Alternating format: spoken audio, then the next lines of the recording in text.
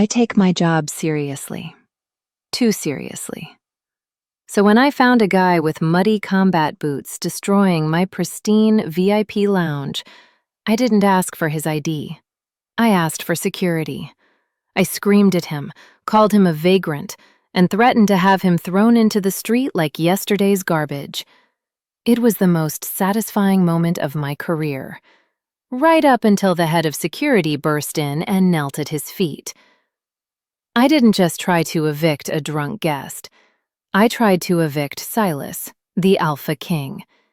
And looking at the way his golden eyes are undressing me, I think I just became his favorite souvenir. Welcome back to Raven's Library. Before we dive into today's romance, I have a quick question for you. Where in the world are you listening from right now? Drop your city or country in the comments down below. I love seeing how far our community reaches. Also, if you hate waiting for the next chapter, consider hitting that join button. Members get exclusive early access to every new upload before anyone else, plus custom loyalty badges to make your name stand out in the comments. It's the best way to support the library and skip the line. Now, get comfortable.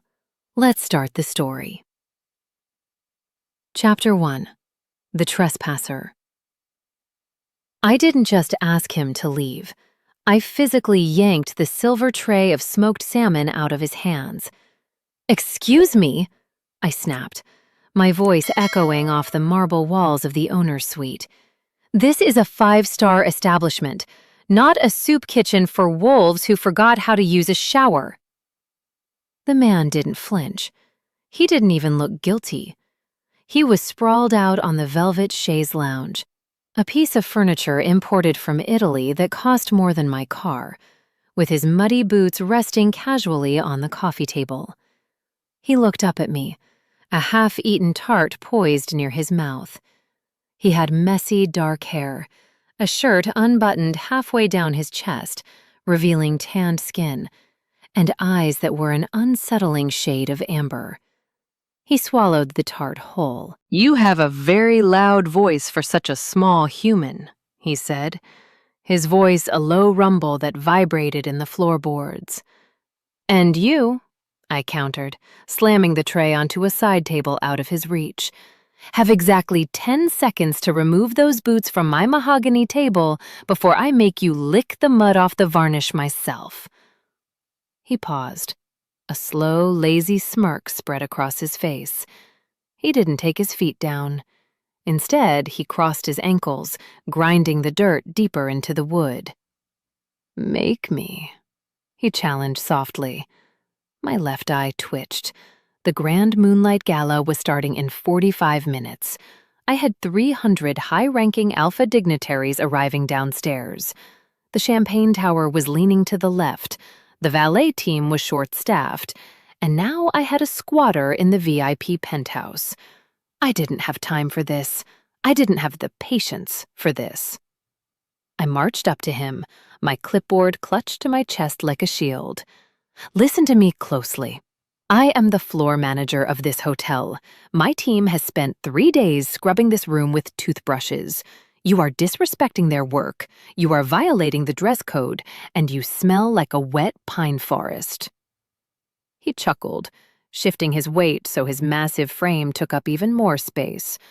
The air around him felt heavy, charged with static electricity. "A wet pine forest? That's a new one. Most people tell me I smell like power." "Well, most people lie to you," I shot back, checking my watch. "You have 5 seconds remaining." He stood up then, just unfolded himself. I took a stumbling step back because he kept rising and rising until he towered over me. He had to be 6'5" easily. The sheer width of his shoulders blocked out the light from the chandelier. The playful smirk was gone, replaced by a look of intense predatory curiosity. He wasn't looking at my clipboard. He was looking at my mouth. "You have no idea who I am, do you?" he murmured, stepping into my personal space. The heat radiating off him was suffocating. "I know exactly who you are," I said, refusing to back down even though my heart was hammering a frantic rhythm against my ribs. I tilted my chin up, glaring into those golden eyes. "You are a trespasser. You are a liability, and you are trespassing on private property owned by the Alpha King." He blinked. "Is that so?" "Yes, and King Silas does not tolerate freeloaders. If he were here, he'd probably tear you apart for ruining his upholstery." The man laughed then, a dark, rich sound that made the hair on my arm stand up. "I've heard he's a reasonable man." "I've heard he's an arrogant tyrant." I corrected him, "which is why I'm saving you the trouble of meeting him. Now get out." He didn't move. He just stared at me, his gaze dropping to my name tag. "Zara," he read, testing the syllables on his tongue like he was tasting wine. "You're very fierce, Zara. It's refreshing. Usually when people see me, they stop breathing." "If you don't leave, I'm going to stop being polite," I warned, my hand hovering over the radio clipped to my belt. He leaned down, his face inches from mine. I could smell the expensive scotch on his breath mixed with that woodsy scent I had insulted earlier. It was intoxicating, and I hated it. "Do it," he whispered, his eyes dancing with amusement. "Be impolite. I want to see what you do." That was it. The wire in my brain finally snapped. I unclipped my radio, held it to my lips, and stared him dead in the eye. "Control, this is Zara in the penthouse," I shouted into the device, my voice trembling with rage. "I have a hostile intruder. Level 4 priority. Send the extraction team now." I slammed the radio back onto my belt and crossed my arms. "Security is on the way. I hope you enjoy the pavement." The elevator chimed instantly. The doors slid open with a soft whoosh. "Finally," I huffed, turning toward the doors. "Over here! Grab him!" 4 hulking security guards in tactical gear stormed into the room. They were massive, bred for violence, the best enforcers money could buy. I pointed a shaking finger at the man in the unbuttoned shirt. "Remove him," I ordered. "Drag him out the back exit." The guards didn't move toward him. They stopped, dead in their tracks, their faces drained of color. In perfect synchronization, like a terrifying choreographed dance, all 4 of them dropped to their knees. They lowered their heads, baring their necks in the universal sign of absolute submission. My mouth fell open. "What are you doing? Get up! I said remove him!" The man behind me sighed. I heard the rustle of fabric as he adjusted his cuffs. "You really shouldn't yell at my staff, Zara," he said, his voice silky smooth and terrifyingly calm. "They answer to the king, and unfortunately for you, so do you."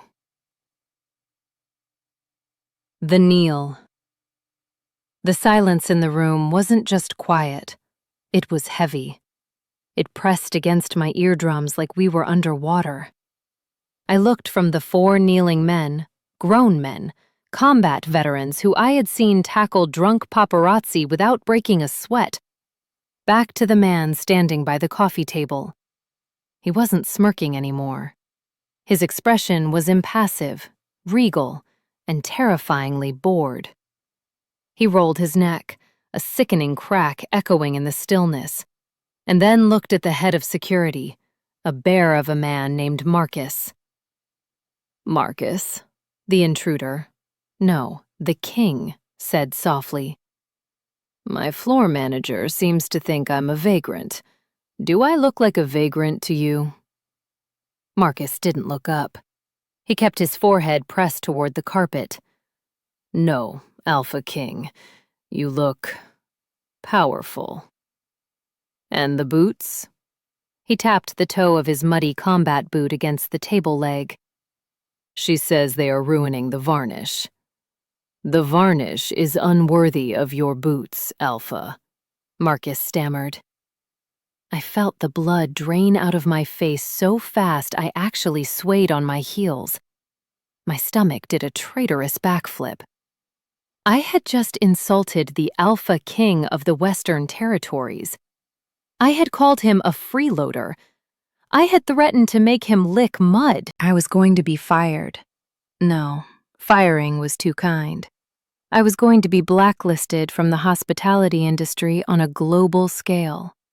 I would have to change my name and move to a cave in the Arctic. Silas turned his gaze back to me. The gold in his irises seemed to swirl like molten metal. "You can stand up, Marcus. Take your men and leave. I'm in good hands." Marcus scrambled to his feet, looking at me with a mixture of pity and horror. "Sir, are you sure? The protocol—" "The protocol," Silas interrupted, his eyes never leaving mine, "is that I do what I want. And right now, I want to finish my conversation with Zara. Close the door on your way out." The guards vanished faster than smoke. The heavy double doors clicked shut, leaving us alone in the cavernous suite. The air conditioning hummed, but I was sweating. Silas took a step toward me. I took a step back, my clipboard clutching to my chest like a pathetic cardboard shield. "So," he drawled, shoving his hands into his pockets, "I'm a liability, a disgrace to the dress code. What else was it? Oh, right, a soup kitchen patron." I swallowed hard, my throat clicking dryly. "Your Majesty, I wasn't aware—" "Ignorance isn't a defense, Zara," he cut in, closing the distance between us. He moved with a predator's grace, silent and fluid. "You run my hotel. You should know what your owner looks like." "You're usually wearing a suit in the press photos," I managed to squeak out. My voice was failing me, but my brain was frantically trying to reboot my professional persona. "And you're usually clean." He stopped inches from me. He smelled of rain, expensive leather, and that overwhelming woodsy scent that made my knees feel strangely weak. He tilted his head, studying me like a scientist examining a particularly interesting bug. "I was hunting," he said simply. "I decided to check on my investment before showering. I didn't expect to be assaulted by a woman the size of a keychain." "I didn't assault you," I argued, the words slipping out before I could stop them. My survival instinct was clearly broken. "I was enforcing standards. You were feet up on a Louis XIV antique." His eyebrows shot up. "You're still doing it." "Doing what?" "Correcting me." He leaned down, bracing one hand on the wall behind me, effectively trapping me. His face was so close I could count the dark lashes framing those impossible eyes. "Most people are currently wetting themselves. You're worried about the furniture." "The furniture is my responsibility," I whispered, refusing to break eye contact. "If I get fired, I want the inventory to be intact." "Fired?" He laughed, a low rumble that vibrated against my chest. "Who said anything about firing you?" "I just tried to have security throw you into the street," I pointed out. "That's usually grounds for termination." He hummed, a thoughtful sound that sent a shiver racing down my spine. "Usually. But I'm bored, Zara. I've been surrounded by yes men and terrified staff for a week. You're the first person to look me in the eye and tell me I'm wrong." He pushed off the wall and walked over to the desk, my desk, technically, and sat on the edge of it. "Don't go back to the floor," he commanded. "Excuse me?" "You're not working the floor tonight. You're coming with me." "I can't." I panicked. "The gala starts in 30 minutes. The caterers need supervision. The floral arrangements are wilting and—" "And you are now assigned to a higher priority task," he said, his voice dropping an octave. "Go to my office. Wait for me there. If you're not there in 10 minutes, I might actually have to fire you." Chapter 3. The sentence. The walk to the executive office felt like a death march. Every staff member I passed gave me a wide berth, whispering behind their hands. News traveled faster than light in this hotel. By now, everyone probably knew I had tried to evict the king. I entered the main office and paced the floor. The room was all glass and steel, overlooking the city skyline. It was cold, impersonal, and intimidating, just like him. I checked my watch. 9 minutes. I smoothed my skirt, checked my bun for flyaways, and took a deep breath. I wouldn't beg. If he was going to humiliate me, I would take it with my chin up. I had savings. I could move. Maybe Antarctica was nice this time of year. The door opened, and Silas walked in. He had changed. The muddy boots and unbuttoned shirt were gone, replaced by a tuxedo that fit him so perfectly it should have been illegal. The black fabric strained slightly across his broad shoulders, and the crisp white shirt emphasized the tan of his skin. He looked like every billionaire romance novel cover come to life, and it was infuriating. He didn't look at me immediately. He walked to the liquor cabinet, poured 2 fingers of amber liquid into a crystal glass, and downed it in one swallow. Only then did he turn. "You're punctual," he noted. "I like that." "I value efficiency, sir," I said, stiff as a board. "Sir," he repeated, a grimace flickering across his face. "I hate that word. It sounds like you're talking to a grandfather." "It is the appropriate title for my employer," I stated. He walked around the massive oak desk and sat in the leather chair, reclining back and tenting his fingers. "But you're not just an employee this weekend, are you? You're my liaison." "I don't understand the parameters of this role," I said, clutching my clipboard. It was my security blanket. "My skills are best utilized on the logistics floor. I manage schedules, inventory, and staff disputes. I am not trained for whatever this is." "Whatever this is?" He raised an eyebrow. "This is a babysitting job, Zara." I blinked. "I beg your pardon?" "I hate galas," he said flatly. "I hate small talk. I hate people trying to sell me things, and I hate alphas trying to offer me their daughters for political alliances. It makes me violent, and when I get violent, the stock prices drop." He stood up and walked around the desk, leaning against the front of it so he was right in front of me again. "I need a buffer," he explained. "Someone to keep the vultures away. Someone who isn't afraid to tell a duke that he's violating protocol, or tell a duchess that her perfume is giving me a migraine. You proved today that you have a reckless disregard for rank when it comes to rules." "I respect the rules," I corrected him. "Rank is irrelevant if the system fails." "Exactly," he whispered, looking delighted. "You're a control freak, and I need someone to control the chaos around me." "So, you want me to be your assistant?" "No," he said, stepping closer. The air in the room seemed to thin. "My assistants are terrified of me. They stutter. You don't stutter. I want you to be my handler. You stay by my side. You manage my schedule. You get me out of boring conversations. And in exchange, I don't fire you for insubordination." It was a trap. I could feel it. Being close to him was dangerous. He was too big, too intense, too much.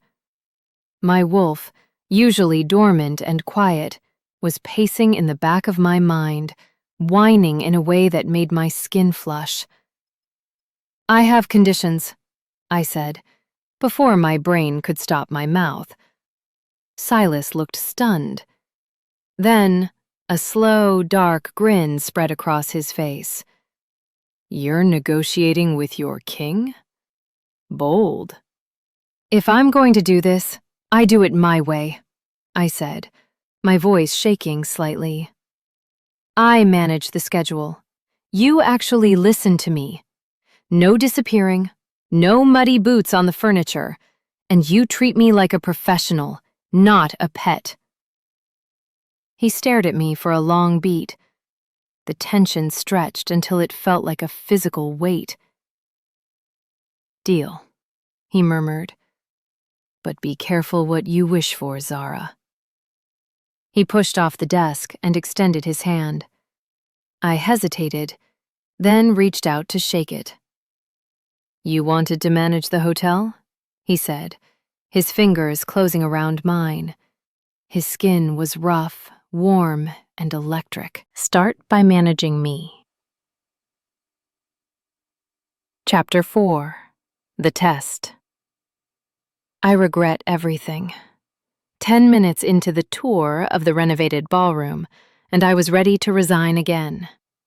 Silas wasn't just difficult, he was actively sabotaging me. "And here we have the expanded orchestra pit," I said, gesturing to the lowered section of the stage. "We improved the acoustics by 20% using sound dampening panels imported from—" "Boring," Silas interrupted. He was walking beside me, but walking was a generous term. He was prowling. He had loosened his tie, and his tuxedo jacket was unbuttoned. Every woman we passed, staff or early guest, stopped to stare at him with hungry eyes. He ignored them all. He was only looking at me. "It's not boring. It's structural engineering," I snapped, flipping a page on my clipboard. "If you want to understand the budget variance, you need to understand the materials." "I don't care about the budget," he said, reaching out to pluck a champagne flute from a passing waiter's tray. He took a sip and frowned. "This isn't the vintage I ordered." "It is," I said automatically. "The 1998 Reserve. I checked the crates myself." "Taste it," he commanded, holding the glass out to me. "I'm on duty, sir. I don't drink on the clock." "Silas," he corrected, "and I'm the owner. I'm giving you permission. Taste it." I gritted my teeth. I took the glass, careful not to touch his fingers, and took a tiny sip. It was perfect. Crisp, dry, expensive. "It's fine," I said, handing it back. "You're just being difficult." "Maybe I just wanted to see if you'd do it," he mused, finishing the glass where my lipstick had left a faint mark on the rim. My breath hitched. That was intimate. "We need to check the lighting in the East Wing," I said, turning on my heel to hide the sudden heat rising in my cheeks. "Follow me." "Yes, ma'am," he teased. We walked down the long carpeted corridor leading to the private meeting rooms. It was narrower here, forcing us closer together. "So, Zara?" he asked, his voice low. "Do you live at the hotel? You seem to treat it like a home." "I have an apartment in the city," I said, keeping my eyes forward. "But I work late. The hotel requires constant vigilance." "No mate? No boyfriend waiting up for you?" "That is a personal question," I said sharply, "and irrelevant to the tour." "I think it's very relevant," he countered. "If I'm going to be spending the weekend with you, I need to know if a jealous boyfriend is going to try to fight me. I'd hate to have to hurt someone." "I am single," I said through gritted teeth, "because I prioritize my career. Relationships are a distraction. They are chaotic and messy." "Life is messy, Zara. You can't organize everything into a spreadsheet. Watch me." I turned a corner sharply, leading us toward the service elevators. I wasn't looking at the floor. I didn't see the rolled-up carpet runner the cleaning crew had left against the wall. My heel caught the edge. I pitched forward, a gasp tearing from my throat as the floor rushed up to meet me.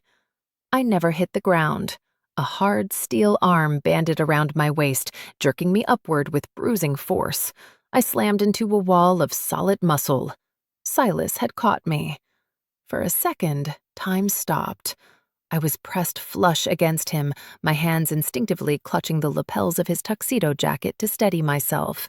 His arm was locked around my lower back, holding me against his hips. And then it happened. Zap! It wasn't static. It was a jolt of pure, white-hot electricity that started where our bodies touched and arced through my entire nervous system. My wolf woke up and howled. It was the mate spark. Unmistakable. Terrifying. I looked up, gasping for air. Silas wasn't smiling anymore. His pupils had blown wide, swallowing the gold until his eyes were almost black. He felt it too. His grip on my waist tightened, not to steady me, but to keep me there. "Careful," he whispered, his voice rough, like gravel grinding together. I tried to pull away, but my legs wouldn't work. Thank you. You can let go now." He didn't let go. He leaned down, his nose brushing against the pulse point of my neck. I trembled. "Your heart is racing, Manager Zara," he murmured against my skin, sending shockwaves through my body. "Is that fear or something else?" Chapter 5. The Scent. "Something else," I lied, breathless. "It's definitely fear. You're heavy and you're crushing my diaphragm." It was a weak excuse, and we both knew it. The electricity zapping between our bodies wasn't static discharge. It was biology. Ancient, inconvenient wolf biology. My inner wolf was practically doing backflips, wagging her tail like a puppy who just found a giant bone. I, however, was the human in charge, and I was horrified. I shoved against his chest, which was like shoving a brick wall, and scrambled back the moment his grip loosened. I smoothed my skirt, adjusted my glasses, and prayed the fluorescent lights hid the furious blush burning my neck. "We should keep moving," I said, my voice sounding shrill to my own ears. "The spa level. We need to check the humidity controls in the sauna."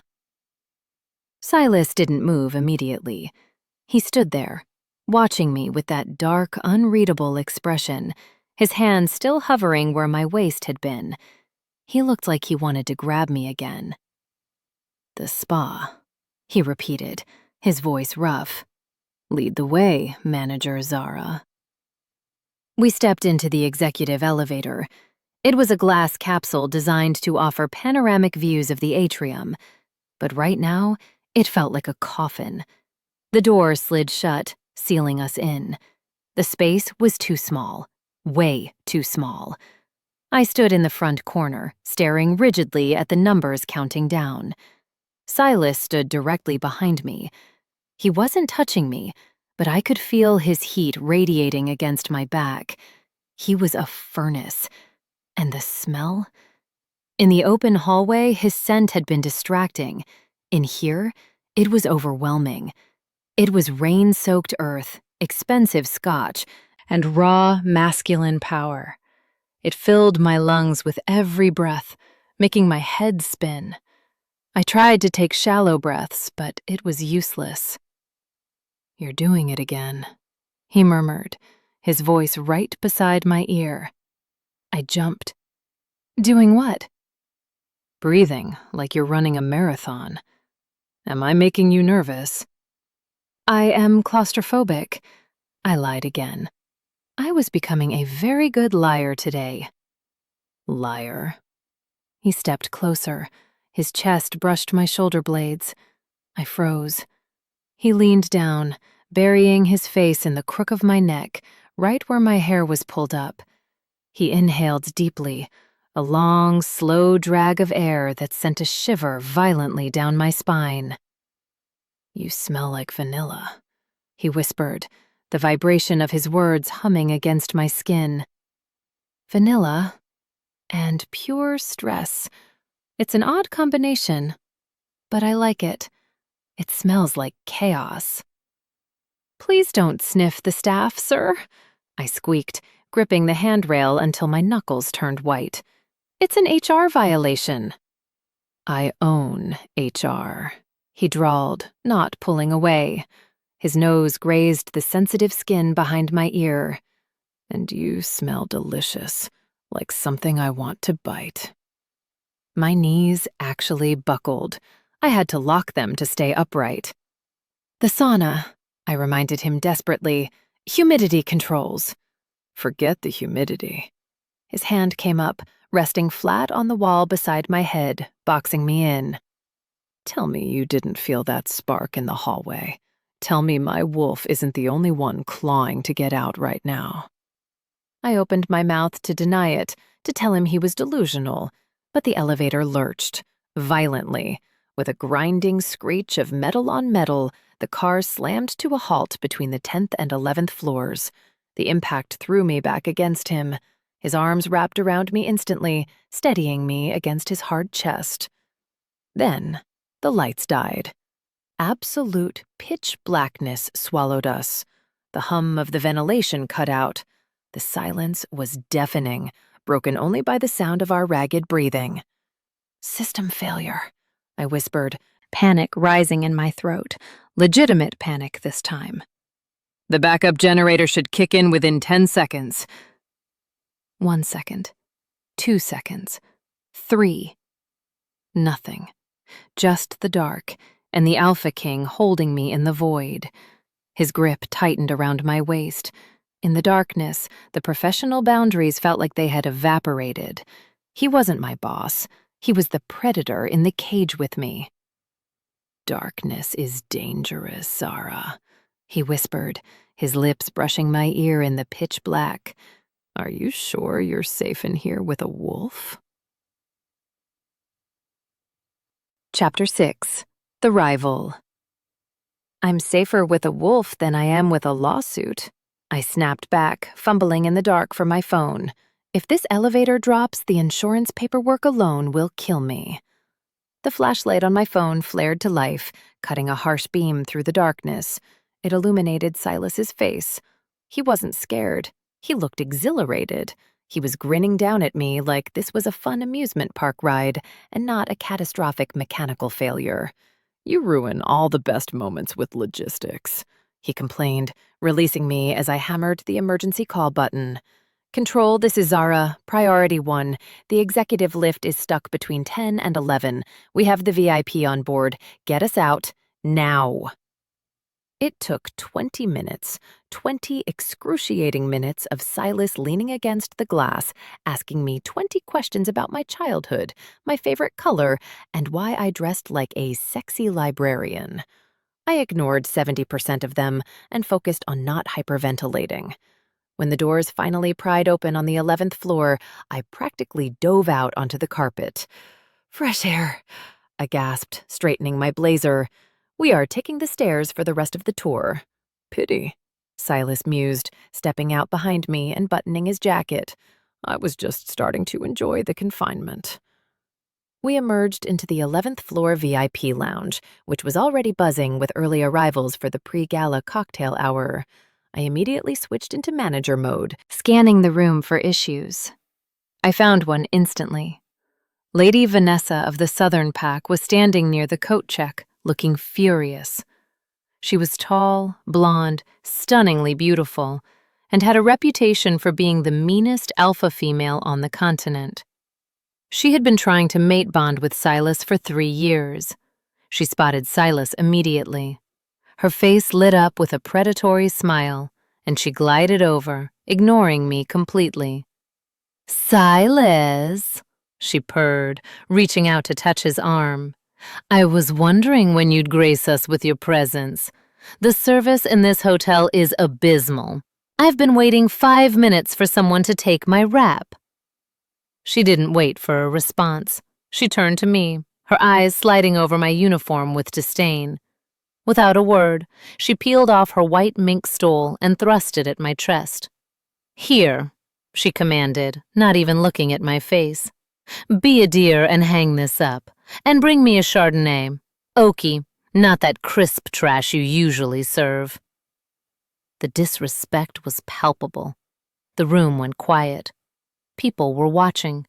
She was treating the floor manager like a coat check girl because she viewed me as beneath notice. Silas stiffened beside me. I saw his jaw clench. his eyes flashing dangerous gold. He opened his mouth to shred her, but I beat him to it. I didn't take the coat. I let it drop. It hit the floor with a soft whoomp. Vanessa gasped, looking at her expensive fur on the carpet, then up at me in shock. "Oh, my apologies, Lady Vanessa," I said, my voice dripping with sickly sweet customer service poison. "I couldn't possibly touch that. As you know, real mink is highly susceptible to the oils on human skin. Since I've been working all day, I wouldn't want to damage such a vintage piece. I'll radio a gloved attendant to retrieve it from the floor for you." I smiled. It was a shark's smile. "Also, the Chardonnay is excellent this year. I'll have a waiter bring you a bottle. Perhaps the oak will help with your mood." Vanessa turned a blotchy shade of red. "You insolent little—" She turned to Silas. "Silas, are you going to let your staff speak to me like that? Fire her, immediately." Silas looked at the fur on the floor. Then he looked at Vanessa. Then he looked at me. The anger in his eyes vanished, replaced by pure, unadulterated pride. He looked like he wanted to applaud. He stepped forward, placing a heavy hand on my shoulder, not to restrain me, but to claim me. "Fire her?" Silas asked, his voice carrying across the silent room. "Why would I fire the only person in this room with a backbone?" He kicked the fur coat aside with his polished shoe to clear a path for us. "My manager is correct, Vanessa. You should be more careful with your belongings. And your manners." He leaned in, his voice dropping to a growl that made Vanessa take a step back. "Careful. My manager bites harder than I do. Apologize to her." Vanessa's mouth opened and closed like a fish. "Apologize? To staff?" "To Zara," Silas corrected. "Now." Vanessa looked at his face and realized he wasn't joking. She mumbled a quick, hateful apology and fled toward the bar. Silas squeezed my shoulder, sending warmth flooding through my body. "Remind me never to piss you off in public," he whispered, guiding me away from the crowd. That was incredibly hot. Chapter 7. Late-night logistics. By 2 a.m., the glamour of the hotel had faded into the quiet hum of the night shift. The gala was tomorrow, technically today, and the seating chart was a disaster. We were in the penthouse again, not the lounge this time, but the dining table, which was currently covered in blueprints, guest lists, and half-empty takeout boxes. I was exhausted. My feet throbbed, my eyes burned, and my bun felt like it was pulling my scalp off. But the work had to be done. "No, you can't put Alpha Greymark next to Alpha Taurin," I explained for the third time, moving a sticky note on the diagram. "Their packs are in a trade dispute over lumber rights. If they sit together, they will fight, and they will break the crystal." Silas was sitting opposite me, leaning back in his chair with his feet on the table. Again.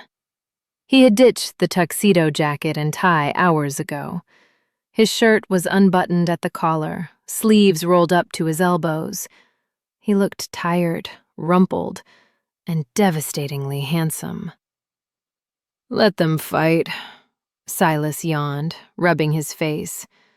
"It would be more entertaining than the speeches." "Entertaining for you.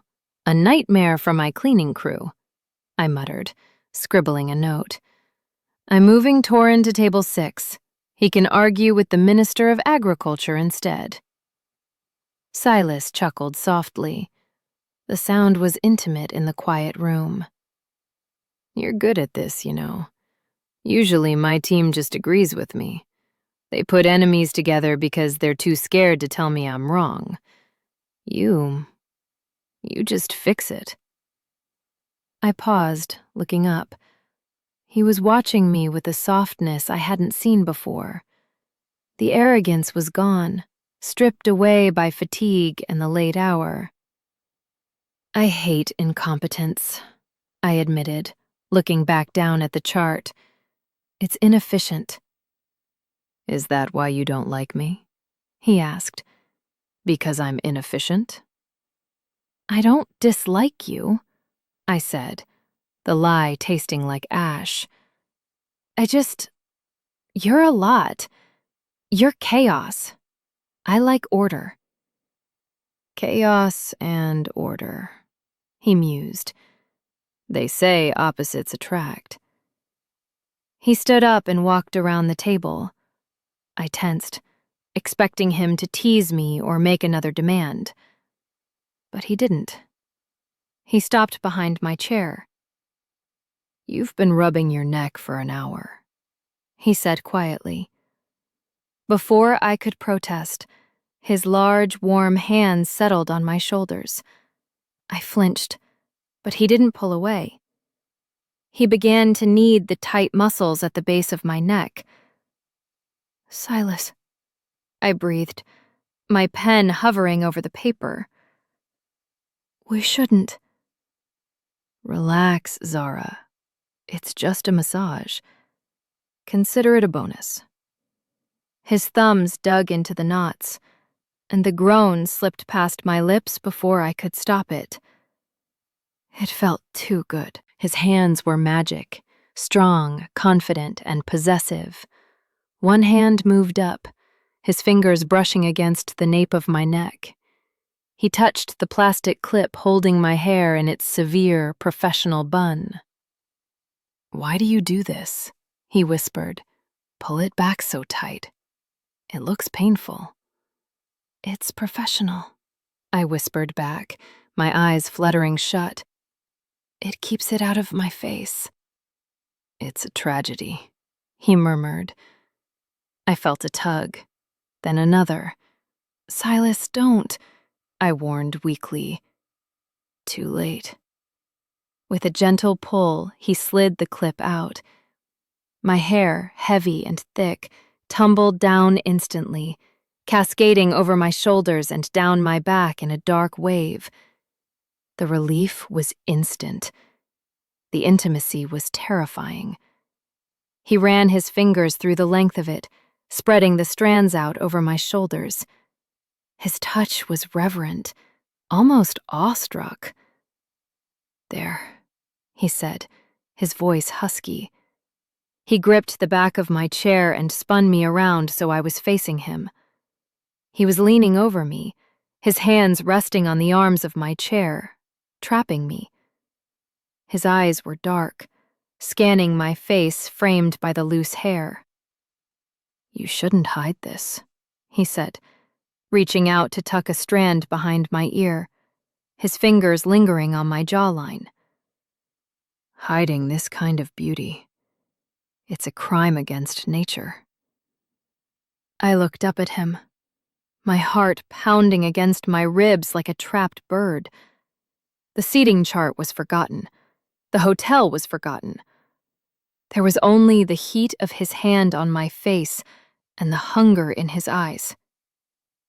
Silas, I whispered. Tell me to stop. He challenged softly, leaning closer. Tell me to stop, Zara, and I will. I stared at his lips. I couldn't say the word. Chapter 8. The Almost Kiss. The air between us wasn't just charged, it was solid.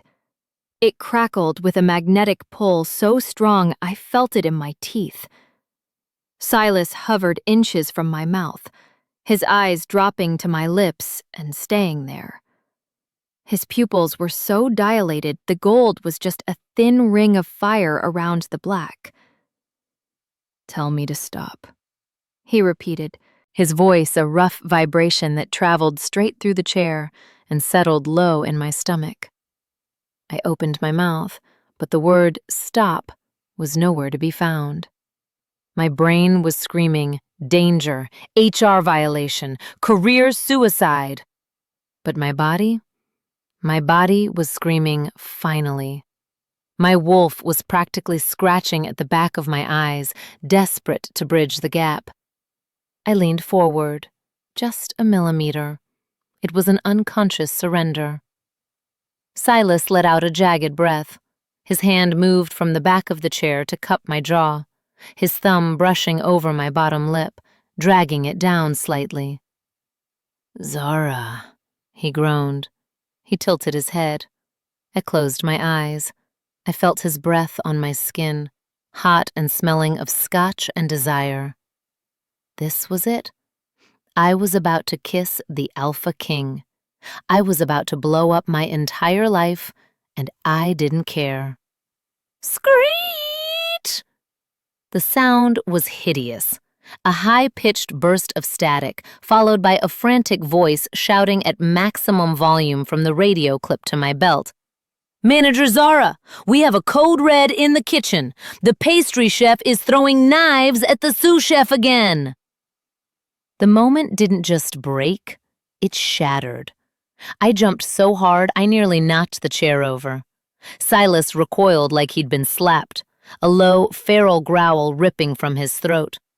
I scrambled backward, my hands flying to my hair, my face, my uniform, trying to piece myself back together.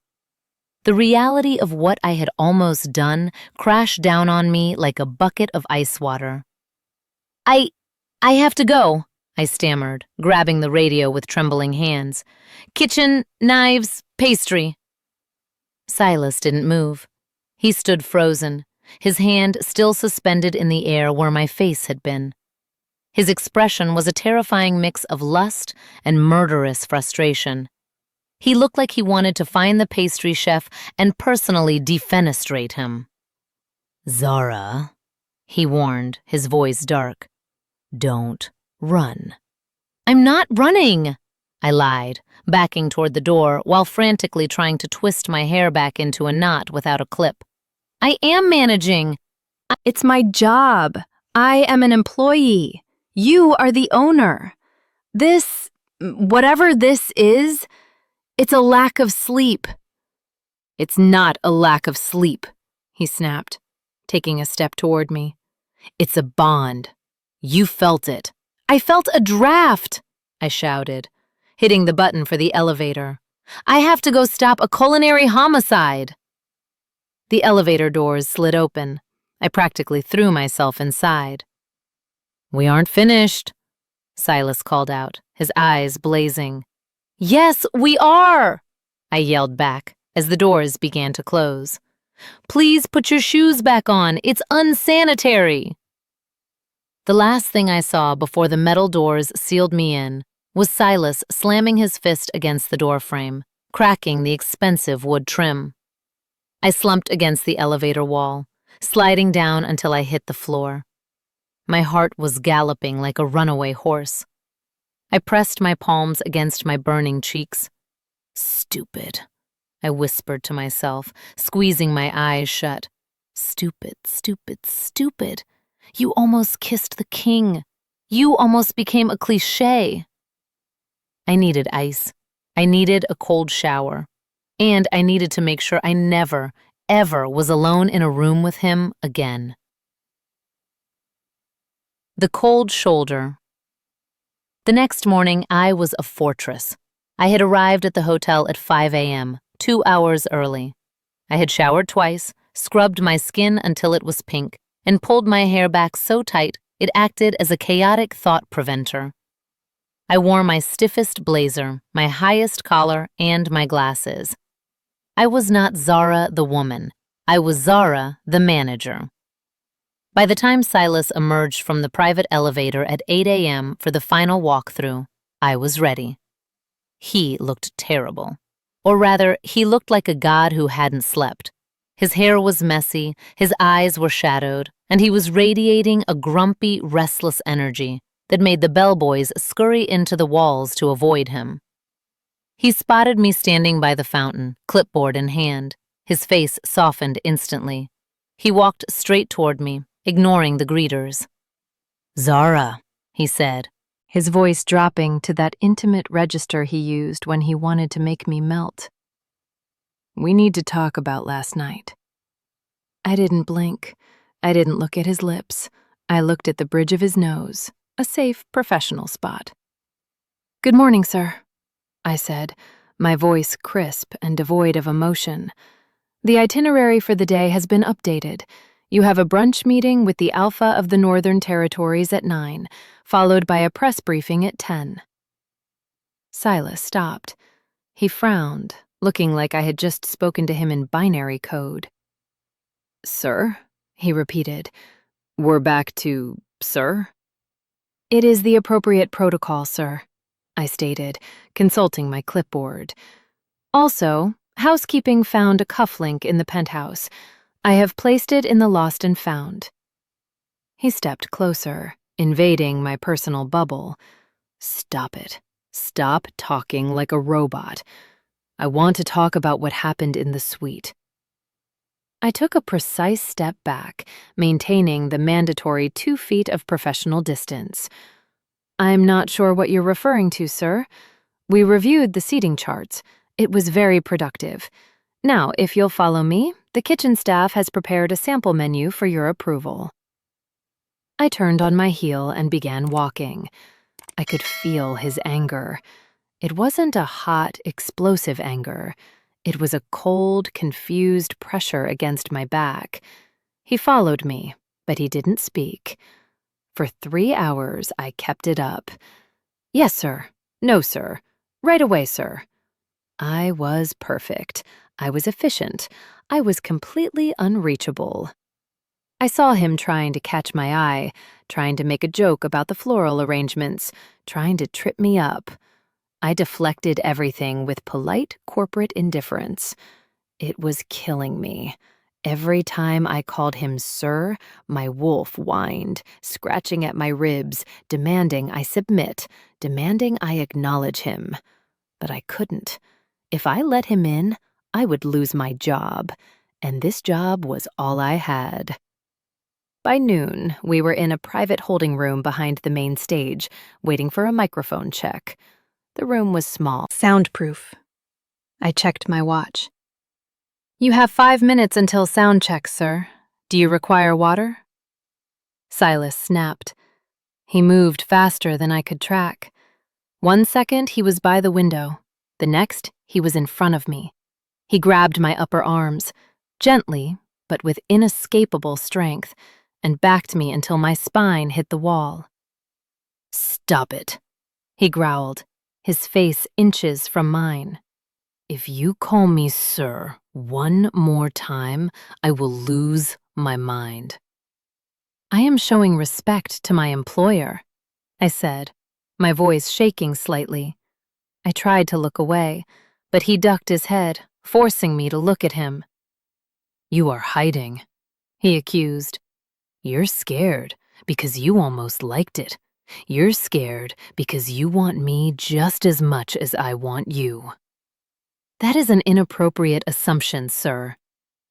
His eyes flashed dangerous gold. He leaned in, his lips brushing the shell of my ear, sending a jolt of electricity straight to my toes. "You want to keep playing the employee?" he whispered darkly. "Fine.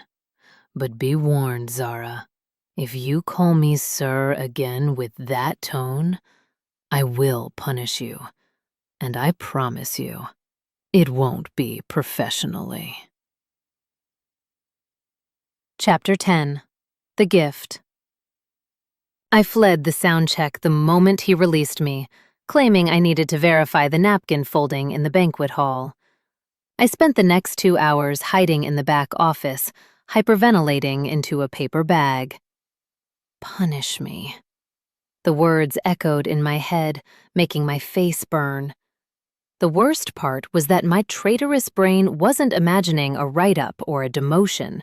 It was imagining things that would definitely get me fired. I was trying to distract myself by aggressively reorganizing the keycard inventory when the door to the staff room opened. Sarah, one of the junior concierges, walked in. She was carrying a massive, sleek black box tied with a silver ribbon. It was huge, the size of a small suitcase, and it screamed money. She dumped it on the break room table. The entire room went silent. 3 maids and a valet stopped eating their lunch to stare. "Delivery for Zara," Sarah said, her voice dripping with artificial sweetness. She smirked. "From the penthouse." My stomach dropped. "What?" "The courier said it was urgent. Personal delivery from the king." Sarah leaned against the table, crossing her arms. "Wow, Zara. I didn't know logistics involved getting presents like this. What did you do for him? Fix his spreadsheet? Or something else?" The implication hung in the air like a foul smell. The maids exchanged looks. A valet snickered. They thought I was sleeping with him. They thought I was trading favors for gifts. I felt the blood drain from my face, replaced by a flush of humiliation. I had worked for 5 years to build a reputation as the most competent, hard-nosed manager in the city. In 24 hours, Silas had reduced me to office gossip. I walked over to the box. My hands were shaking. I untied the ribbon and lifted the lid. Inside, nestled in layers of silk tissue paper, was a dress. It was magnificent. A floor-length gown of midnight blue silk that looked like it had been woven from moonlight and shadows.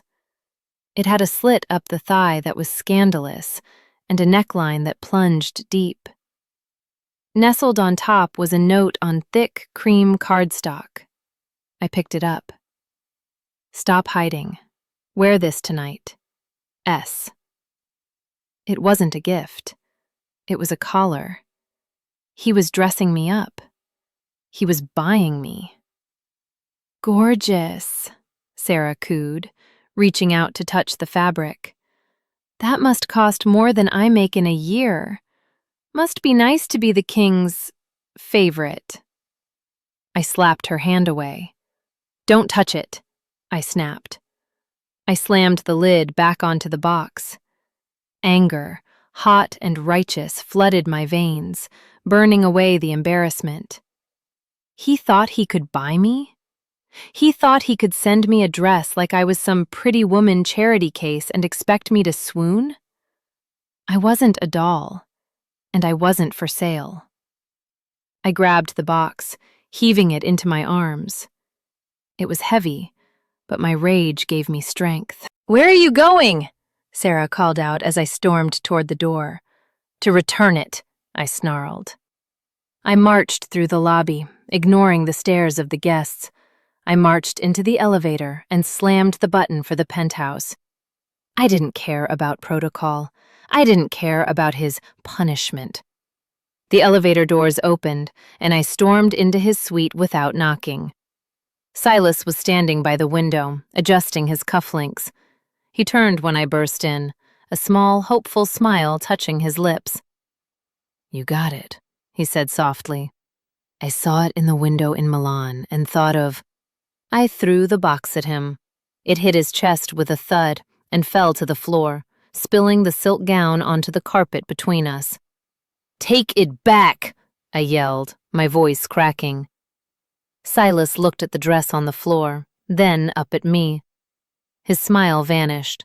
His face went hard. "What is this?" he asked quietly.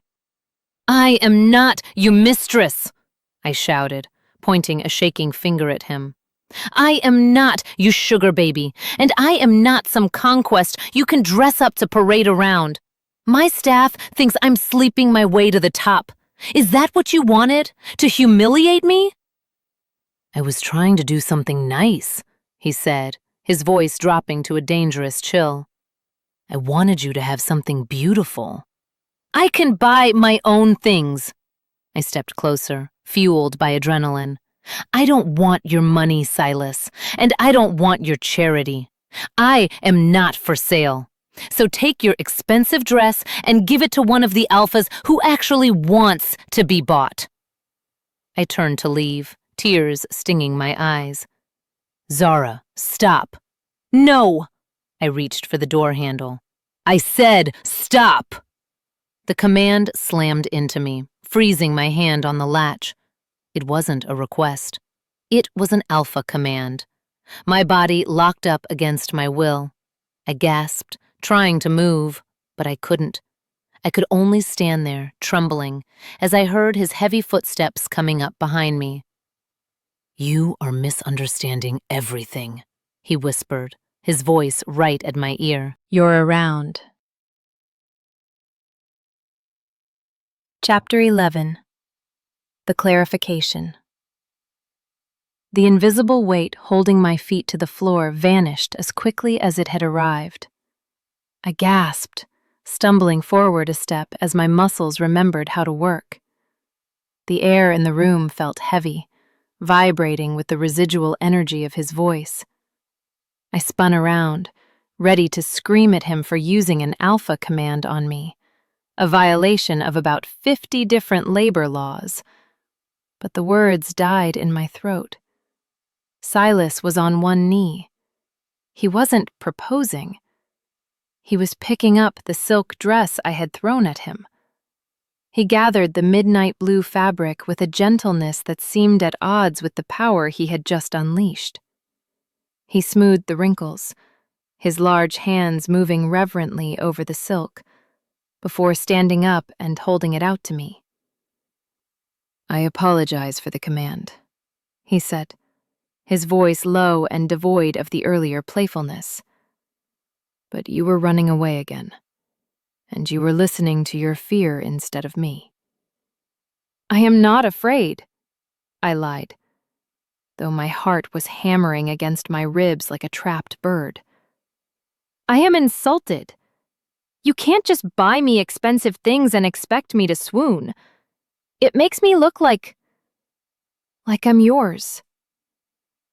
You are mine, he stated simply. My mouth fell open. Excuse me? You are my employee, he corrected smoothly, though his eyes danced with a darker meaning. And tonight, you are my representative. Look at me, Zara. I looked. It was impossible not to. Do you think I care about what the maids whisper in the break room? He asked, taking a step closer, the dress draped over his arm like a shield. Do you think I care about the gossip of people who have never had a conversation with me? I care, I argued. I have to work with them long after you fly back to your castle or your private island or wherever it is kings go. I'm not going anywhere, he murmured. And neither are you. That's why I bought the dress. He reached out, taking my hand and placing the fabric into my palm. It was cool to the touch, heavy and luxurious. This isn't payment, Zara, and it certainly isn't charity. It's a uniform.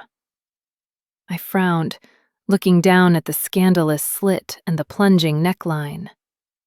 This is not a uniform. My uniform is a blazer and a sensible skirt. This is a spotlight. Exactly, Silas said. Tonight, I don't want you in the shadows checking the napkin folds. I don't want you hiding behind a clipboard or a radio.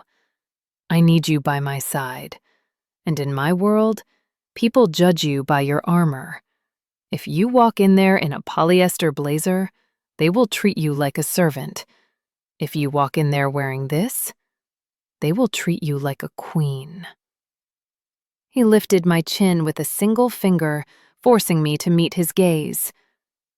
I am tired of them looking past you, he whispered ferociously. I want them to see what I see. I want them to see the woman who had the guts to kick me out of my own hotel.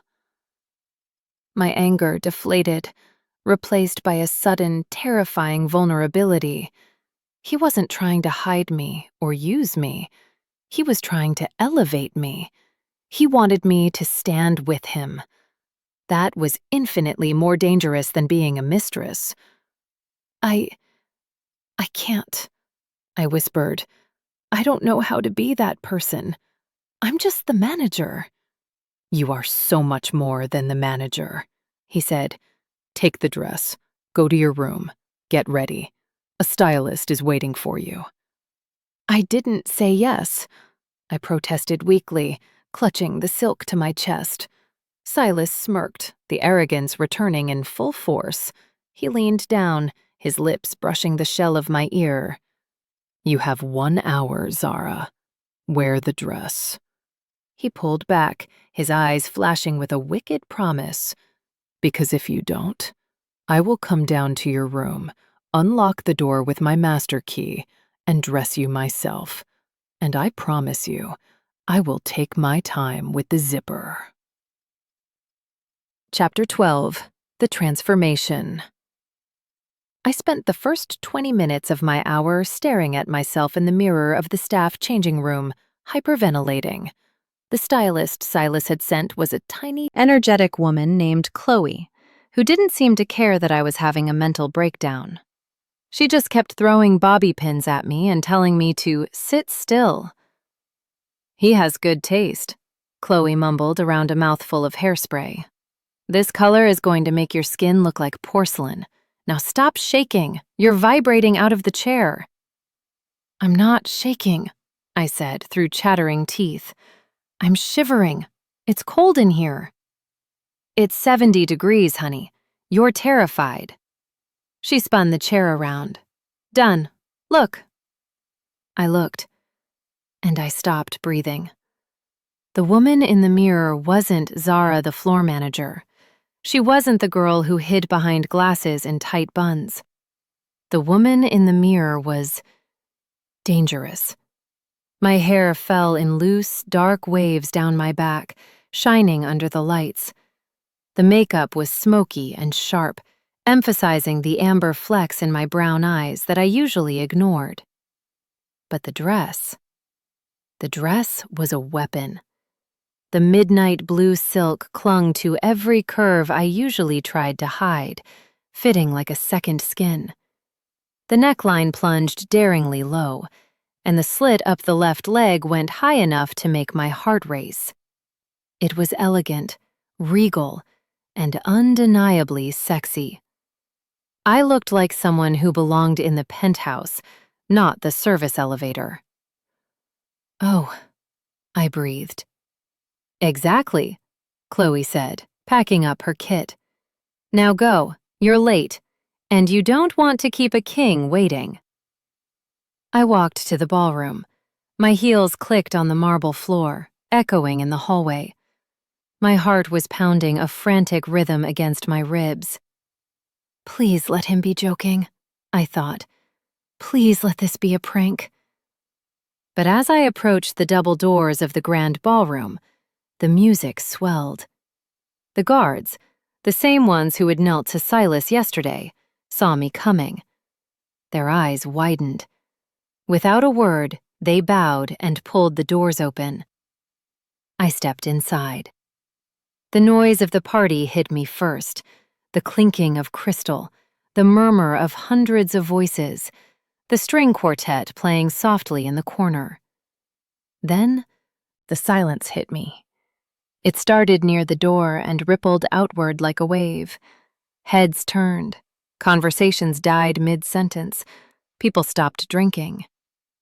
I stood at the top of the small staircase leading down to the dance floor, feeling exposed and terrified. I clutched the railing, my knuckles white. And then I saw him. Silas was across the room, surrounded by a group of elderly alpha dignitaries. He looked bored, holding a tumbler of scotch like he wanted to crush it. He was nodding politely at something a gray-haired man was saying. Then he felt it. I saw his head snap up. His nostrils flared, scenting the air. He turned slowly. His eyes found me across the crowded room. The glass in his hand didn't break. but I saw his grip tighten until his knuckles were bleached bone white. He went perfectly still. The boredom vanished from his face, replaced by a look of raw, unadulterated hunger that hit me like a physical blow. He looked at me like a starving man looking at a feast. He abandoned the dignitaries. He didn't excuse himself. He just walked away while they were still talking. The crowd parted for him like the Red Sea. He didn't look at anyone else. His gaze was locked on mine, intense and burning. He walked with a predator's grace, closing the distance between us with long, purposeful strides. My breath hitched.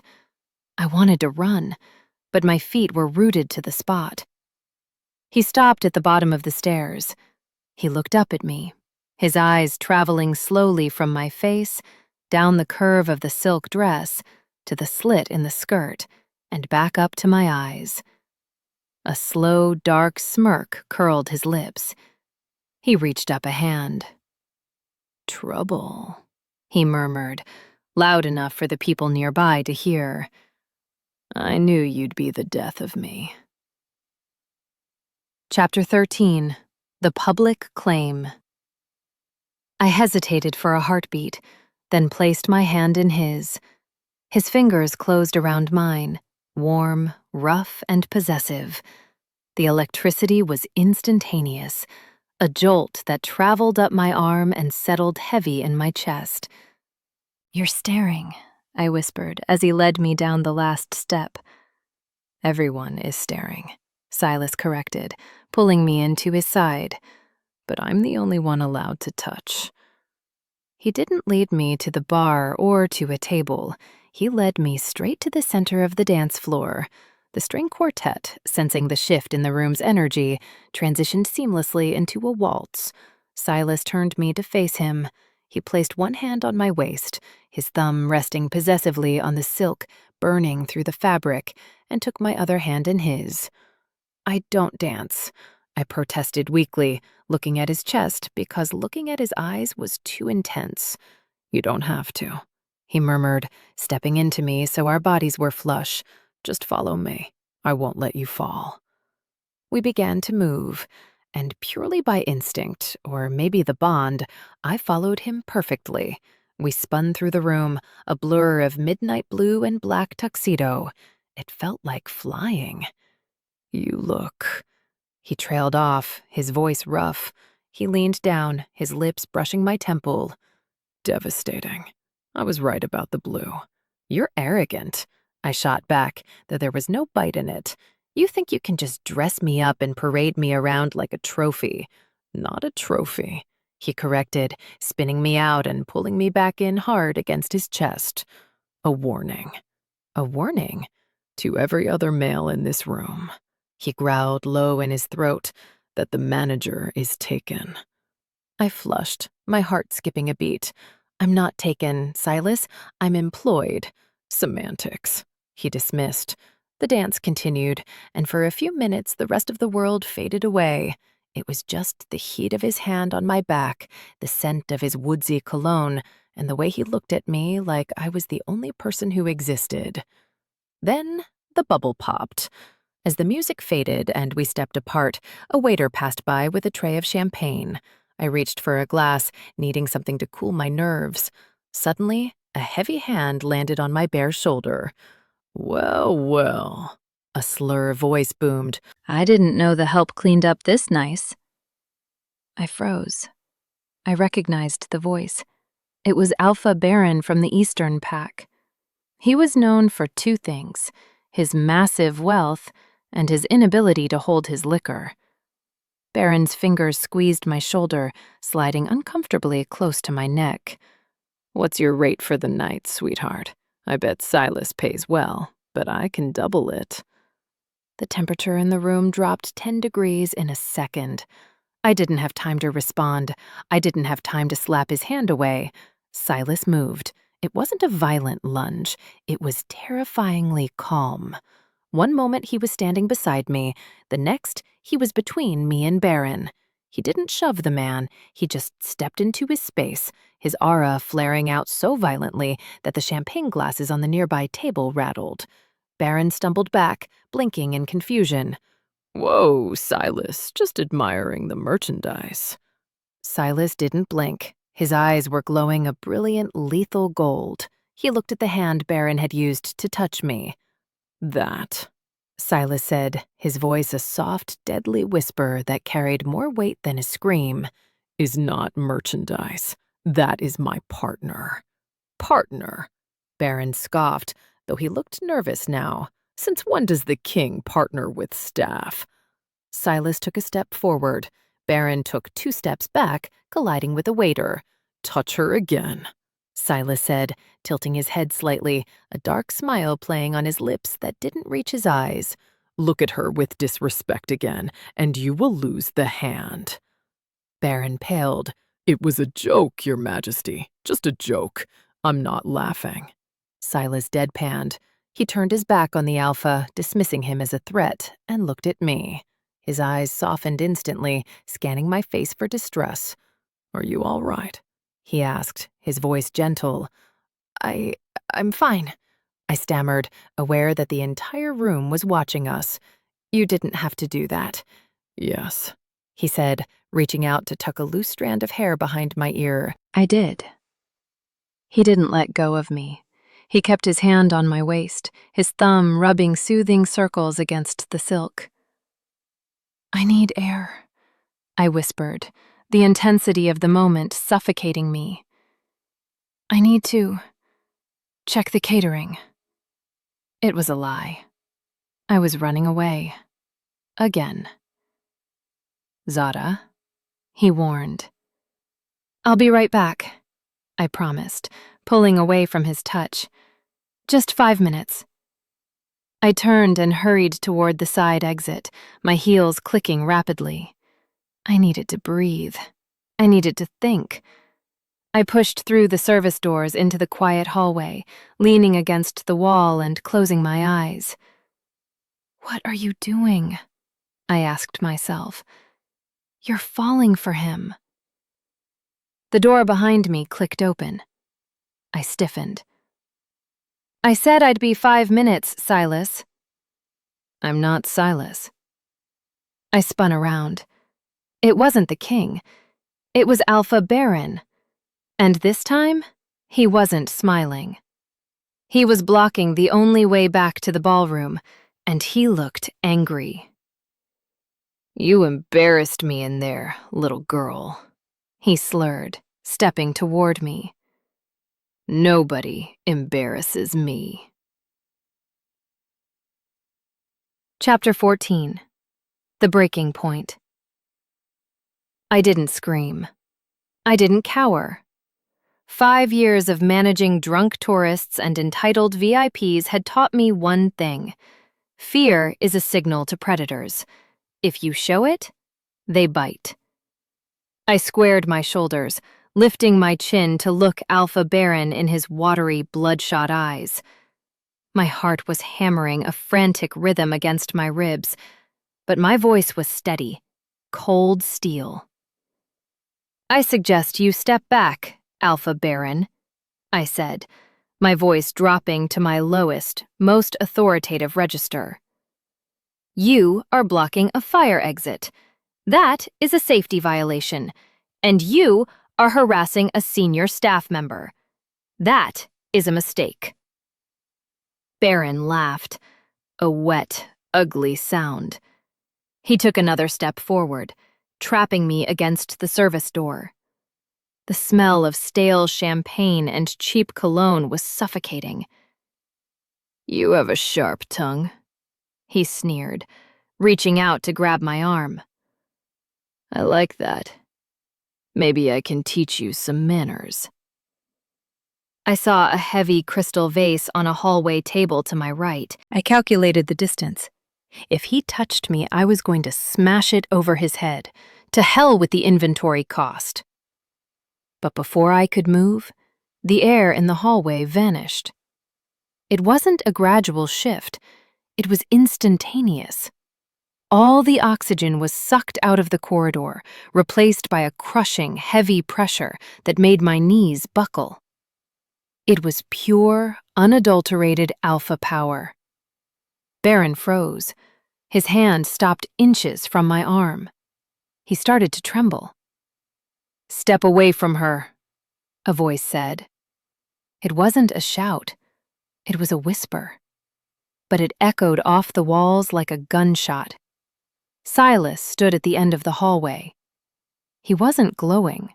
He was a shadow.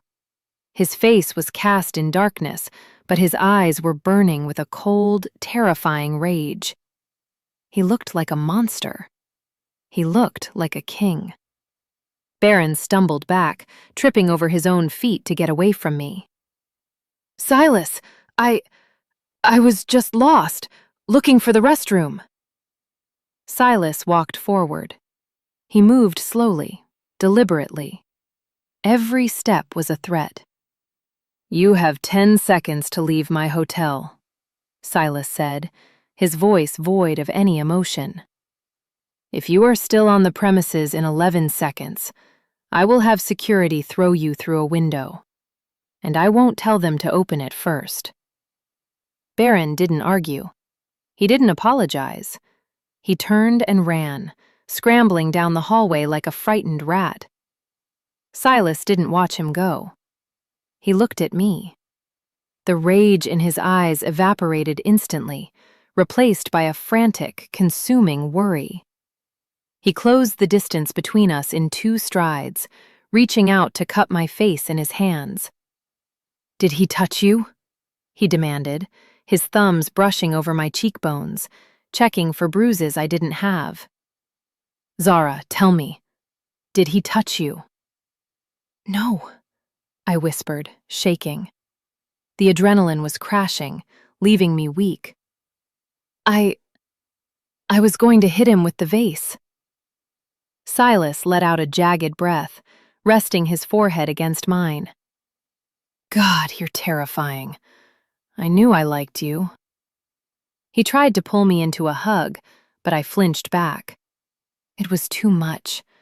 The dress, the dance, the public claim, the threat, the near violence. My carefully ordered world was imploding. I was a manager. I made lists.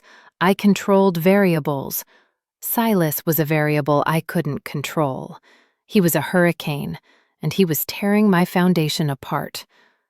"I can't do this," I gasped, backing away from him. "Can't do what?" Silas asked, reaching for me again. "This!" I gestured to him, to the dress, to the hallway. "I can't be your... whatever this is.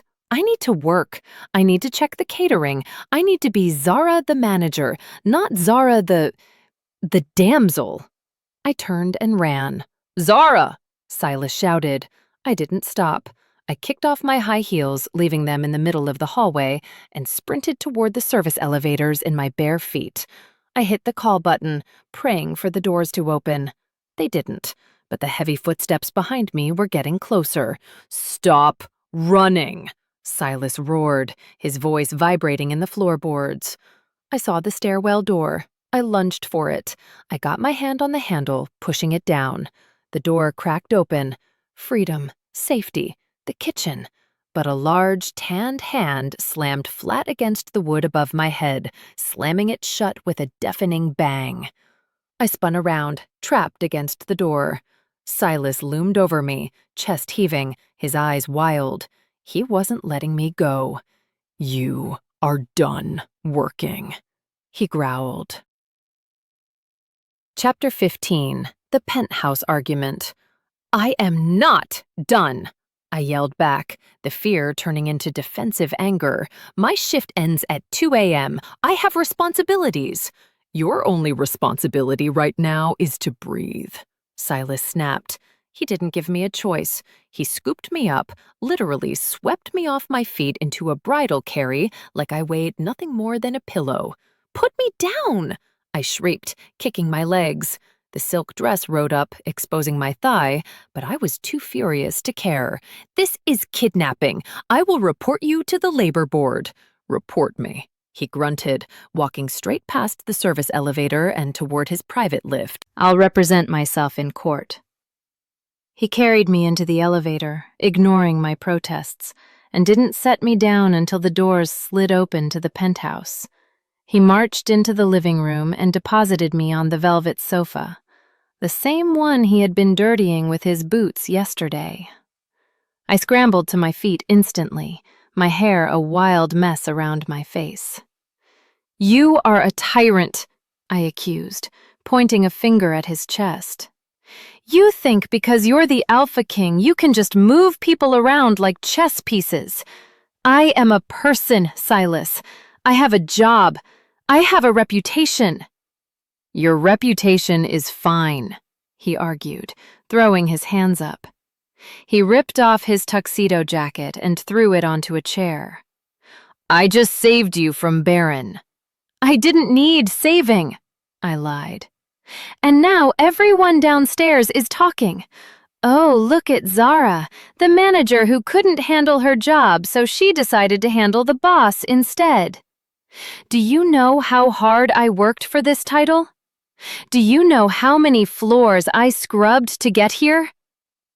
"I don't care about the title," Silas roared back. The silence that followed was deafening. He took a breath, running a hand through his messy hair. He looked at me, his eyes burning with intensity. "I don't care about the title, Zara," he said, quieter this time, but more intense. "You think that name tag defines you? You think a clipboard makes you worthy?" "It keeps me safe!" I screamed, my voice cracking. Tears stung my eyes, hot and frustrating. "It tells me who I am. I am the one who fixes things. I am the one who stands in the background. I am not the queen. I don't know how to be the one everyone looks at." "That's too bad," Silas said, stepping closer. "Because I can't look anywhere else." "Stop saying things like that." I backed up until my legs hit the coffee table. "You're confusing me. You play these games, dressing me up, claiming me in front of Baron, then dragging me up here. What do you want from me, Silas? Do you want a manager? A mistress? A plaything for the weekend?" "I want you," he shouted, closing the distance. He grabbed my shoulders, holding me still. "I don't want a manager. I have 1,000 managers. I don't want a mistress. I have never wanted a mistress." "Then what is this?" I demanded, gesturing between us. "Because this isn't professional." "No," he agreed, his voice dropping to a gravelly growl. "It stopped being professional the moment you yelled at me to get my boots off the table. It stopped being professional when I smelled you in the elevator. It stopped being professional when I realized that you are the only person in my entire miserable, gold-plated life who actually sees me and not the crown." He shook me slightly, desperate to make me understand. "I don't want you to fix my hotel, Zara. I want you to be with me. I want to wake up and argue with you about the coffee. I want you to tell me I'm an idiot when I'm being arrogant. I want the fire." I can't," I whispered, trembling under his hands. "I'm scared." "Good," he breathed, leaning down until our foreheads touched. "I'm terrified, but I'm not running." "I tried to make you leave," I whispered, a tear finally escaping and tracking down my cheek. "Yesterday, I called security. I tried to kick you out." Silas froze. His eyes darkened, shifting from the argument to something deeper, something primal. "I remember," he murmured. Chapter 16. The Removal. The air in the penthouse shifted. The anger that had been fueling our shouting match dissipated, replaced by a tension so thick it felt like gravity had doubled. Silas didn't let go of my shoulders.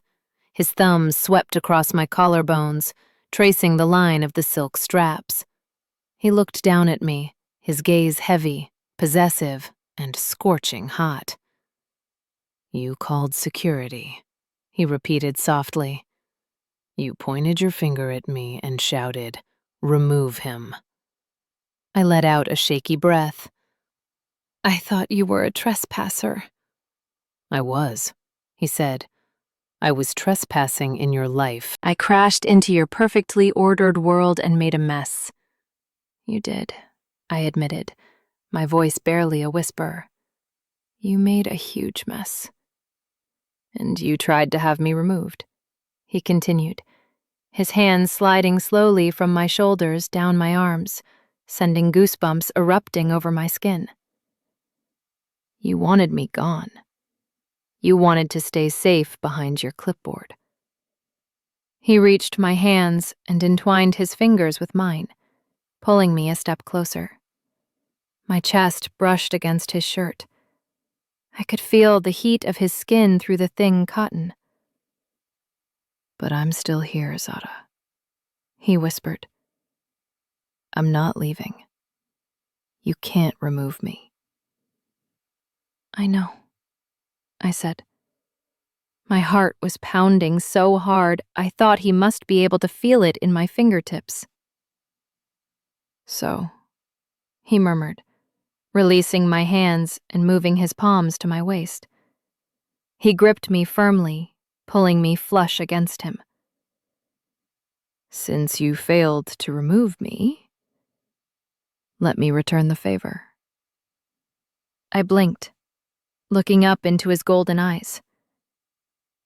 "What?" "You tried to remove me," he said, a wicked, dark hunger filling his gaze. One of his hands moved to the back of the dress. "Now, I'm going to remove this." My breath hitched. "Silas, it's a beautiful dress," he whispered, his fingers finding the tab of the zipper at the base of my spine. "But it's in my way, and I'm done with barriers." Slowly, agonizingly slowly, he pulled the zipper down. The sound was a soft hiss in the quiet room. The cool air of the penthouse hit my heated skin as the silk loosened. Inch by inch, he lowered the zipper, his knuckles grazing my bare back, leaving trails of fire in their wake.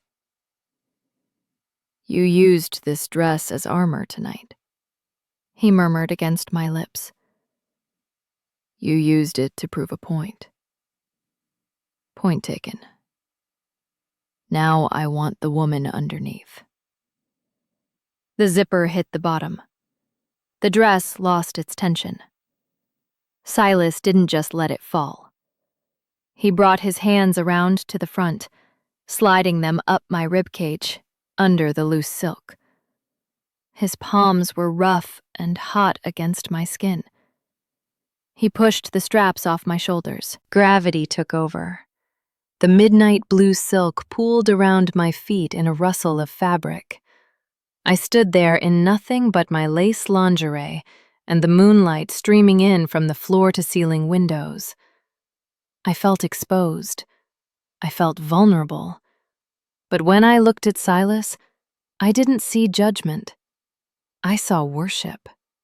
He looked at me like I was the only thing worth seeing in the universe. He groaned low in his throat, a sound of pure need. "Finally," he breathed. He didn't ask for permission. He knew he had it. He scooped me up into his arms again, but this time there was no arguing. I wrapped my arms around his neck, burying my face in the crook of his shoulder, inhaling his scent. "Bedroom," he growled. Yes, I whispered against his neck. Please. He carried me across the threshold of the master bedroom, kicking the door shut behind us with a resounding thud that sealed out the world, the hotel, and the rules. There was no manager here, no king, just a man and a woman, and a hunger that had been building since the moment I told him to get his boots off the table. He lowered me onto the massive bed, following me down instantly, his weight a heavy welcome blanket. I'm never firing you, he whispered against my lips right before he claimed them. But you are definitely getting a promotion. Chapter 17. The morning after. Sunlight. Too much sunlight. That was my first thought. My apartment faced a brick wall in a narrow alleyway. I never got direct sunlight. My second thought was that my mattress had miraculously transformed into a cloud. My third thought, as I stretched and felt the dull, pleasant ache in every muscle of my body, was a memory. The zipper, the silk falling, the bed. My eyes snapped open. I wasn't in my apartment. I was in a bed the size of a small island, buried under duvet covers that probably cost more than my college tuition. The room was bathed in golden light streaming through floor-to-ceiling windows that overlooked the entire city skyline. And I was alone. Panic, cold and sharp, pierced through the warm haze of sleep. I sat up, clutching the sheet to my chest. The space beside me was empty. The pillow was indented, smelling faintly of sandalwood and rain, but the sheets were cool. He was gone. Oh no, I whispered, the words catching in my throat. My mind immediately began to spiral, constructing a catastrophic narrative. He left. Of course he left. He's the alpha king. He had his fun, he proved his point, he conquered the manager who yelled at him, and now he's gone to a meeting. I looked around the room frantically. My beautiful blue dress was nowhere to be seen. My underwear was gone. My blazer, my armor, was probably still in the living room where he had thrown it. I felt sick. I had broken every rule I had ever made for myself. I had slept with a client. I had slept with the client. And now I was going to have to do the walk of shame through the lobby in, what, a bedsheet? Stupid Zara, I hissed, swinging my legs over the side of the bed. You stupid, romantic idiot. I spotted a white dress shirt draped over a chair nearby. It was his. I grabbed it, shoving my arms into the sleeves and buttoning it up with trembling fingers. It fell to my mid-thighs, swallowing me whole. It smelled like him, which made my chest ache. I needed to leave. I needed to find my shoes, sneak down the service elevator, and type up my resignation letter before he could have legal send me a termination notice and an NDA.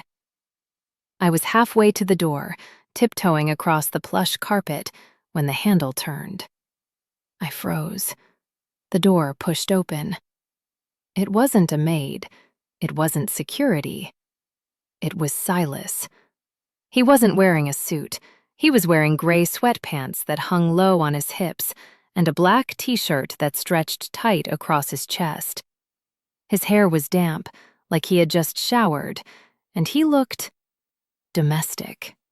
Terrifyingly domestic. And he was holding a tray. Going somewhere? He asked, his voice rough with sleep and amusement. I stood there, caught in his shirt, looking like a deer in headlights. I have a shift. The morning briefing is at 8 a.m. I'm late. I need to go check the checkout roster. Silas kicked the door shut behind him and walked into the room. The smell of coffee and bacon wafted from the tray, making my stomach grow loudly. Traitor. You don't have a shift, he said calmly, setting the tray down on the bedside table. I cleared your schedule. You can't just clear my schedule, I argued, though the fight was draining out of me. I have responsibilities. I have a team. Your team is fine. Marcus is covering the floor. The head of security is running the front desk? I gaped at him. That's a disaster waiting to happen. He scares the guests. He'll be fine. Sit. I will not sit. I need to find my clothes and... Zara. He crossed the room in 2 long strides. He didn't grab me. He just stopped in front of me, blocking my path. He reached out, his large hands settling on my waist, over the cotton of his shirt. The heat of his palms seeped through instantly. Stop running, he murmured, looking down at me with eyes that were soft, golden, and entirely too affectionate. You're not fired. You're not being dismissed. You're having breakfast. I thought you left, I whispered, the insecurity leaking out before I could stop it. I woke up and you were gone. I thought... His expression darkened. You thought I left you? After last night? You're a king, I said, looking at his chest. I'm a manager. Usually this is the part where you leave money on the nightstand, and I go cry in the shower. Silas growled, a low, vibrating sound that I felt in my toes. He tipped my chin up, forcing me to look at him. If anyone is leaving money, it should be you, he joked darkly, considering what you did to me last night. But let's be clear. I am not going anywhere. I went to the kitchen because I wanted to bring you coffee. I wanted to serve you for a change. He kissed my forehead, a lingering, possessive press of his lips. Then he steered me back toward the bed. Sit. Eat. We have business to discuss. I sat on the edge of the mattress, pulling his shirt tighter around me. Business? Silas grabbed a thick manila envelope from the tray, something I had missed because I was too focused on the bacon. He sat down next to me, the mattress dipping under his weight. I didn't sleep much, he admitted, tapping the envelope against his knee. I was busy. Busy doing what? I asked, eyeing the envelope warily. It looked legal, thick, ominous. Is that an NDA? Because I promise I won't sell my story to the tabloids. I just want to keep my job. Silas laughed, but it was a dry, nervous sound. It's not an NDA, although keeping you quiet might be a challenge. He held the envelope out to me. I had my legal team draw this up at 4 a.m., he said. I signed it while you were sleeping. It's effective immediately. My hand shook as I took the folder. This was it, the severance package, the transfer to a hotel in Siberia. I opened the clasp and slid the heavy document out. Contract of Partnership and Asset Management. I frowned. I flipped the page. I scanned the legal jargon, my eyes widening with every paragraph. Clause 1. Promotion to Director of Global Operations. Clause 2. Full autonomy over staffing and logistics. Clause 3. I stopped. I choked on air. Clause 3. Silas read aloud, leaning close to my ear. The primary asset, King Silas, agrees to be managed exclusively by the director, Zara, in all matters public and private. This contract is binding for life. I looked up at him, the paper trembling in my hands. Silas, this isn't an employment contract. No, he whispered, his hand covering mine over the paper. It's a marriage proposal disguised as a promotion. Turn to the last page. Chapter 18. The Promotion. I turned the page. My fingers brushed against the thick, cream-colored paper, trembling slightly. It wasn't a standard legal document. The final page didn't have lines for employer and employee. It had 2 lines at the bottom. One was already signed in bold, aggressive black ink. King Silas. The other line was blank. Underneath it, the text read, "The Queen." I stared at the words until they blurred. My heart wasn't just hammering, it was expanding, pushing against my ribs, filling with a terrifying, wonderful warmth. I looked up at Silas. He was watching me with an intensity that made the air in the room feel thin. He wasn't smiling. He looked anxious. The Alpha King, who stared down armies and hostile takeovers, looked terrified that I might reject his paperwork. "You proposed to me," I whispered, my voice thick with emotion. "With a contract." "I know you, Zara," he said softly, his hand tightening over mine. "If I had gotten down on one knee with a ring, you would have panicked. You would have thought it was impulsive. You would have analyzed the diamond's clarity and worried about the insurance premiums." He was right. I hated that he was right. "But this," he tapped the paper, "this is binding. This is logic. This is me telling you, in writing, that I am handing you the keys to the kingdom. I don't just want you in my bed. I want you in my boardroom. I want you running my life, because frankly, I was doing a terrible job of it before you showed up." I looked back down at the contract. Clause 4. I read aloud, my voice shaking. "The director, that's me, agrees to tolerate the king's muddy boots on furniture in emergency situations only." I looked up at him, narrowing my eyes. "I'm striking that out," I said, reaching for the pen on the tray. "Muddy boots are never acceptable. I don't care if you're the king or the pope." Silas let out a breath he seemed to have been holding for 10 minutes. A slow, blinding grin spread across his face. "You're negotiating," he said, sounding relieved. "That means you're considering it." "I'm not considering it," I corrected him, uncapping the heavy fountain pen. "I'm editing it. There's a difference." I drew a sharp line through clause 4. Then I moved the pen to the bottom of the page. My hand hovered over the signature line. "Silas," I said, pausing. "I'm bossy. I'm obsessive.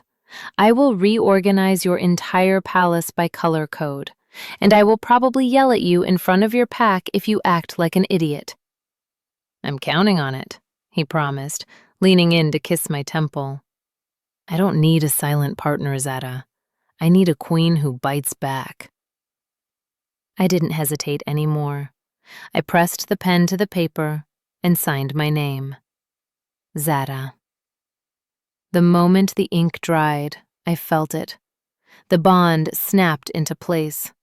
Not just a spark this time, but a permanent golden tether connecting my soul to his. It was heavy, grounding, and absolute. "Done," I whispered. Silas didn't cheer. He didn't shout.